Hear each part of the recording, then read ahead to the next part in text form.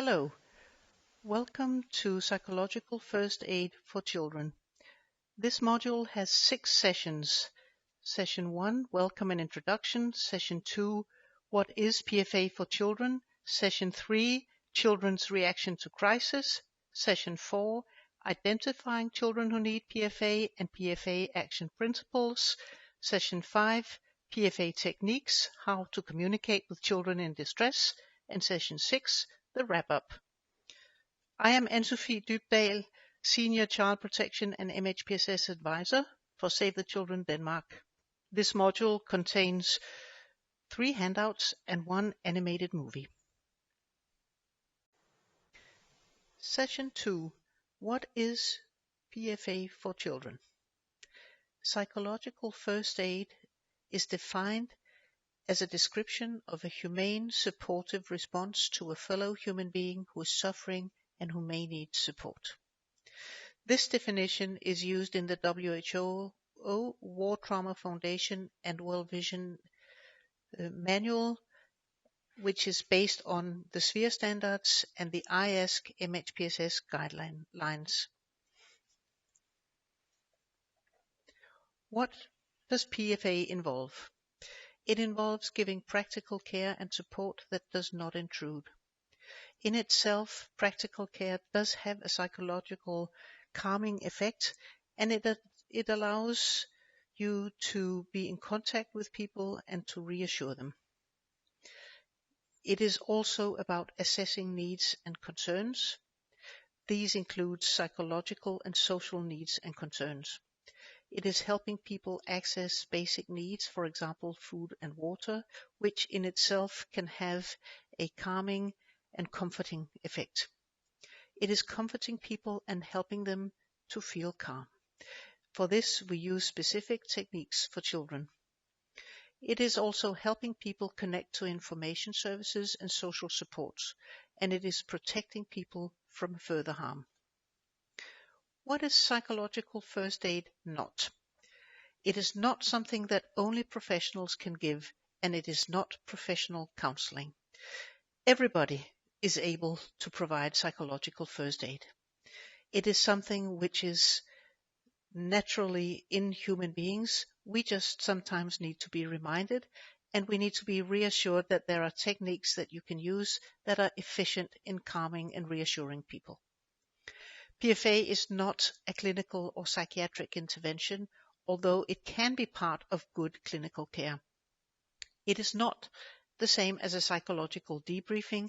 A psychological debriefing is a specific technique which is sometimes used but is not recommended for emergency situations. It is not asking someone to analyze what has happened to them or to put time and events in order. Especially children will mix up when what happened, and it is not that interesting for you in the acute phase to figure out the order of the different or the sequence of the different events. And it is not pressuring people to tell you their story. It is not helpful in itself to tell your story in the acute phase. Your purpose is to get as much information as you need so you are able to assess the situation and refer if needed. PFA is not asking people in detail how they feel or what happened. You should be careful not to try to get all the details from people, especially from children.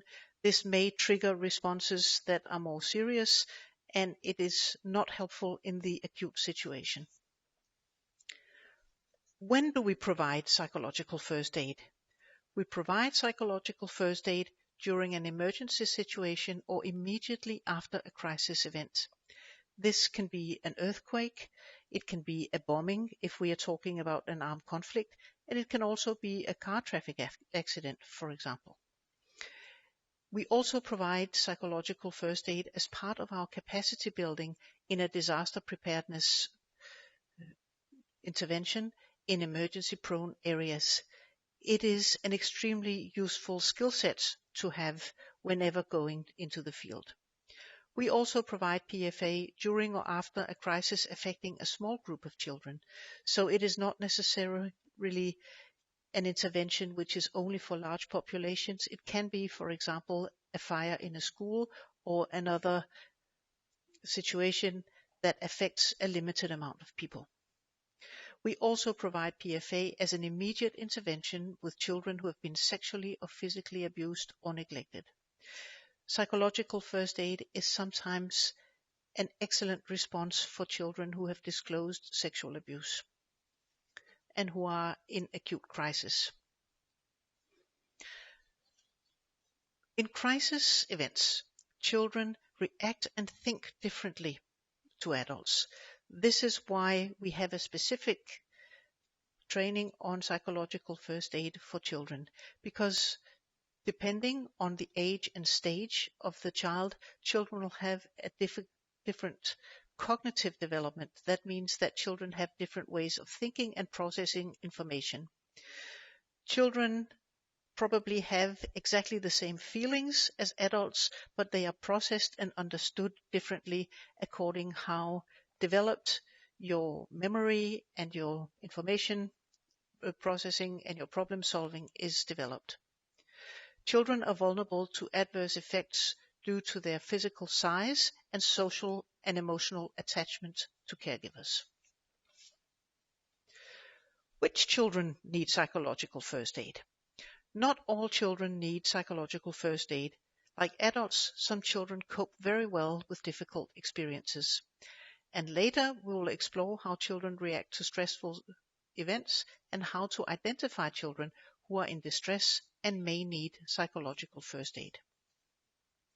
The action principles for psychological first aid for children is the same as they are for psychological first aid for adults. We talk about the look, listen, and link principles, and these are adapted from the WHO Psychological First Aid Field Guide for Field Workers that we talked about earlier. Most children will recover well if they are reunited with their parents or caregivers, if they have their basic needs met, if they feel safe and out of danger, and they receive support like psychological first aid for children and at the right time and given by a responsive and alert adult or young person. Children who may need extra help are children who remain very distressed and maintain a dramatic change in their personality and behavior and cannot function daily in their lives. Children who feel threatened in their daily life may need extra help also. And children who are at risk of doing harm to themselves or others are also in need of immediate extra help. If a child is severely distressed, avoid leaving him or her alone. Stay with the child until the reaction has passed or until you can get help from others. You will find in your handout number 1 a list of when to worry. These are behaviors and signs in children that you should respond to immediately and refer to more specialized staff. Session 3. For this session, you will need handout number 2. Please, before you look at the handout, consider children at different ages that you know. You can consider an infant, a child who is 3 years old, a child who is 10 years old, and an adolescent. Think about how this child would react to a crisis and what you would do to help it. When you have reflected on your own experiences and children you know or that you have seen, have a look at the handout and read through all the most common reactions and how to support children. All these reactions are based on children's developmental ability to process information and the experiences that are the most common at these age groups. Session number 4. In this session, we will explore identifying children who need PFA and the PFA action principles. For this session, you will need the animated movie and your handout number 3 on advice to parents. So how do we identify children who need psychological first aid? The children who are at risk of strong reactions are children who are separated from their family or caregivers, children who have watched loved ones or others being hurt or killed, children who have been physically hurt, children who have felt threatened, and children who are worried and concerned because their parents or caregivers are grieving or concerned too. We are also very aware of children who feel guilty about surviving when others have died. This is especially typical for adolescents, as you saw in your previous session. Now, children with obvious signs of distress, those are the children who have physical symptoms of not feeling well, such as shaking, headaches, loss of appetite, aches and pains. Children who cry a lot, children who are agitated and panicking, and children who are aggressive and try to hurt others, kicking, biting, hitting, and so on. It is also children who cling continuously to their caregivers. There are more signs of obvious distress, such as seeming confused and disoriented, children who appear withdrawn or very quiet with little or no movements, and children who hide or shy away from other people, children who do not respond to others and who do not speak at all, and children who are very scared. Please remember your first handout that specified the reasons, the behaviors that should make you worry, and when you should refer to specialized services. Please take a minute now to consider which behaviors would be culturally specific in your contexts. Are there any ways that children show distress that are particular to your context? Now, please consider what are the obvious signs of distress in parents and caregivers. Think about parents and caregivers that you have met and that have shown signs of distress.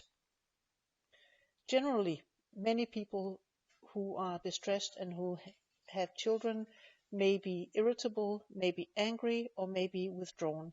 This affects their parenting. In your handout, Advice to Parents, you will see good advice that you will be able to give to parents so that they are better able to fulfill their parenting role with their children and support them in times of crisis. Now let's look at the PFA action principles. You remember that we talked about the look, listen, and link principle. We will show you a 1-minute animated movie, and while watching it, you should consider how the helper first looks and observes, sees signs of distress in children, then gets the information, listens carefully to children, reassures them and comforts them, and then links them to services. Have a look at the animated movie.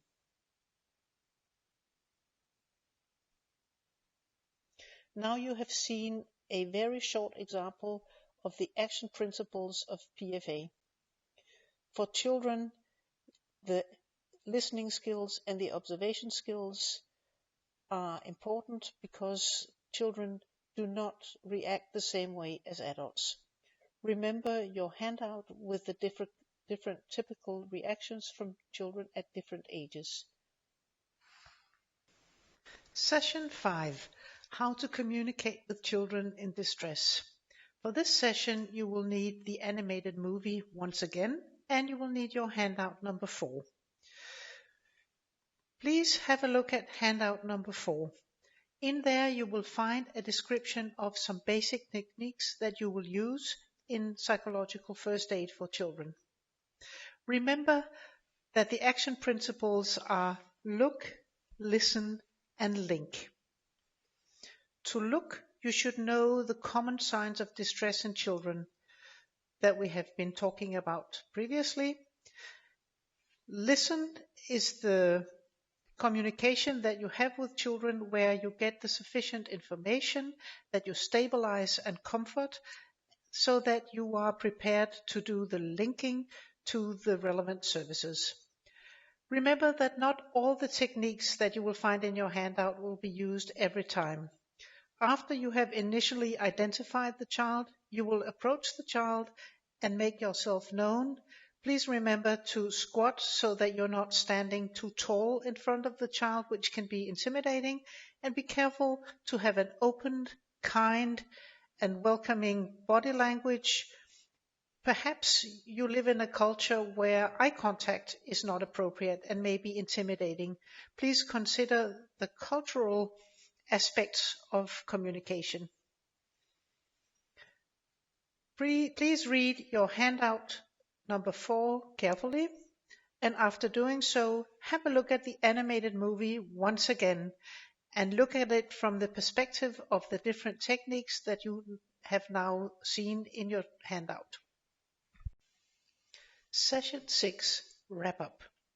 We have now talked about the action principles for psychological first aid, which are look, listen, and link. We have also talked about the specific needs of children because children may have the same emotional experiences as adults, but they do not process information and they do not have the same level of experience as adults do. Also, children are very dependent on the way that adults are able to nurture and care and protect children. We have talked about different techniques that you can use after having made your initial contact with the child. Please make sure to be very well informed about the different communication techniques. You may not be using all of them at the same time, but you need to use the techniques that are relevant for you to communicate well, get the necessary information, and calm and reassure the situation. Also make sure that you are well aware of the referral services both for mental health and for other basic health services. You may also need to have the information on protection services. All this material is derived from the 2-day psychological first aid from child practitioners training by Save the Children, which can be found on our website, and also the 1-day PFA training for child practitioners, which is a 1-day version of the 2-day training. The best of luck to you in the field.